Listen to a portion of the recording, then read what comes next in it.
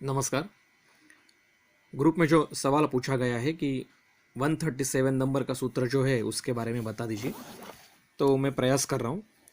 योगे मोक्षे च सर्वासां वेदनानां अवर्तनम, मोक्षे निर्वृत्ति निश्शेषः, योगो मोक्ष प्रवर्तकः, ऐसा सूत्र है। इस सूत्र का अन्वय ऐसा है कि योग और मोक्ष में सभी प्रकार के सुख दुखादि वेदनाओं का अवर्तन होता है, मतलब उसकी निश्शेष निवृत्ति हो जाती है। उसमें मोक्ष में निवृत्ति निश्शेष होता है और योग ये मोक्ष प्रवर्तक है। ये इसका शब्दशः अर्थ हो गया। अब इसका अभिप्रेतार्थ क्या समझना है वो हम देखेंगे कि अग्निवेश जी ने प्रश्न पूछा था कि सभी वेदनाएं कहाँ शांत होती है। इसके ऊपर डल्लन नहीं, गंगाधर जी ने एक सुंदर टीका की है कि काल बुद्धि इंद्रियार्थ जो त्रिविध हेतु बताए हैं, इनके त्रिविध हेतुओं से दुख की प्रवृत्ति होती है और धातु वैषम्य उत्पन्न होता है। और दुख की निवृत्ति के लिए हम क्या करते हैं? चिकित्सा करते हैं। शारीर और मानस चिकित्सा से धातु वैषम्य दूर करते हैं और दुख प्रवृत्ति भी दूर होती है और दुख प्रवृत्ति खत्म होके फिर सुख की प्रवृत्ति होती है। अब सुख के लिए जो समयोग बताया है, काल बुद्धि इंद्रियार्थ का समयोग जो है, उस धातु साम्य प्रस्थापित होगा और धातु साम्य से सुख की, आरोग्य की स्थिति शुरुआत होगी। अब वो स्थिति भी वेदना ही है ना, अनुकूल वेदना है। तो एक अनुकूल वेदना पहले प्रतिकूल वेदना थी, दुख या अनारोग्य, उसकी चिकित्सा करके हमने अनुकूल वेदना प्रस्थापित की। तो वेदनाओं की निश्शेष निवृत्ति कहाँ होती है? सुख की भी नहीं चाहिए और दुख की भी नहीं चाहिए, ऐसी कोई भी वेदना नहीं चाहिए। तो वो दो अवस्थाओं में होती है, एक योग में होती है और दूसरी मोक्ष में होती है। उसमें से जो योग है उसमें जो वेदना का अवर्तन होता है, वो फिर से वेदना उत्पन्न हो सकती है, निश्शेष निवृत्ति नहीं होती। और योग ये मोक्ष प्रवर्तक है, मोक्ष प्रवर्तन करने वाला है। मोक्ष में निवृत्ति निश्शेष हो जाती है।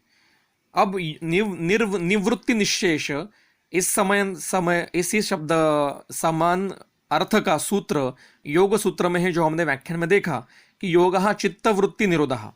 तो वृत्ति क्या है?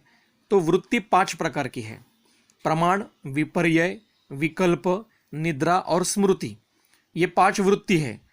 इन 5 वृत्ति से हमें उनको खत्म करना पड़ता है, ऐसा योग सूत्र में वर्णन किया है।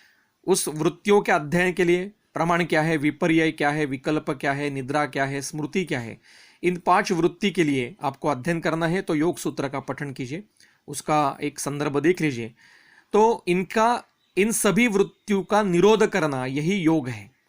ये चित्त की वृत्तियां है 5, इनका निरोध करना ये योग है। और योग से मोक्ष का प्रवर्तन होता है और मोक्ष की अवस्था में इन सभी वृत्तियों का निश्शेष हो जाता है, समूल नाश हो जाता है। मतलब इनमें अभी फिर से वर्तन उनका नहीं होगा, कायम स्वरूपी अवर्तन उनका हो जाता है। तो हमें पहले योग समझना है। तो योग क्या है वो अगले सूत्र में दिया है: आत्मा इंद्रिय मनो अर्थानाम सन्निकर्षात् प्रवर्तते सुख दुखम। तो आत्मा, इंद्रिय, मन और अर्थ, इनका जो सन्निकर्ष है, इससे सुख और दुख उत्पन्न होते हैं। अगर आत्मा, इंद्रिय, मन और अर्थों का मिथ्या योग, अयोग, अतियोग होगा तो दुख उत्पन्न होगा, और आत्मा, इंद्रिय, मन और अर्थों का समयोग होगा तो सुख उत्पन्न होगा। ये एक अवस्था है। अब क्या होता है? अनारंभात आत्मस्थे मनसि स्थिरे। जब मन आत्मस्थ होता है, सभी वृत्तियों का, विषयों का निवृत्त करके मन जब आत्म तत्व में स्थिर हो जाता है, अचल हो जाता है, तब सभी प्रकार के अनारंभ होते हैं। शारीरिक, वाचिक, कायिक, वाचिक, मानसिक सभी प्रकार के कर्मों का अनारंभ नहीं होता, मतलब प्रारंभ नहीं होता, अनारंभ होता है। इससे क्या होता है? निवर्तते तद उभयम। उभय मतलब सुख दुख, ये निवृत्त होते हैं। मतलब अनुकूल वेदना और प्रतिकूल वेदना, आरोग्य, या सभी कोई भी दो है सुख दुख, ये खत्म हो जाते हैं। और वशित्वम च उपजायते। वशित्व का अर्थ है कि शरीर होते हुए भी क्या कहते हैं आगे? सशरीरस्य योगज्ञ सशरीरस्य वशित्व उपजायते, मतलब शरीर है, शरीर धारण किया हुआ है, फिर भी वो मोक्ष की अवस्था में है, उसको वशित्व प्राप्त होता है। और उसको जो आगे 8 ऐश्वर्य बताए हैं, आवेश, चेतना, चेतसो, ज्ञान, अर्थ, छंदता, क्रिया, आगे सूत्र में, ये उस योगी पुरुष को प्राप्त होते हैं। ऐसे अवस्था को योग कहा जाता है, इस प्रकार को योग कहा जाता है, ऐसे योगज्ञ कहते हैं।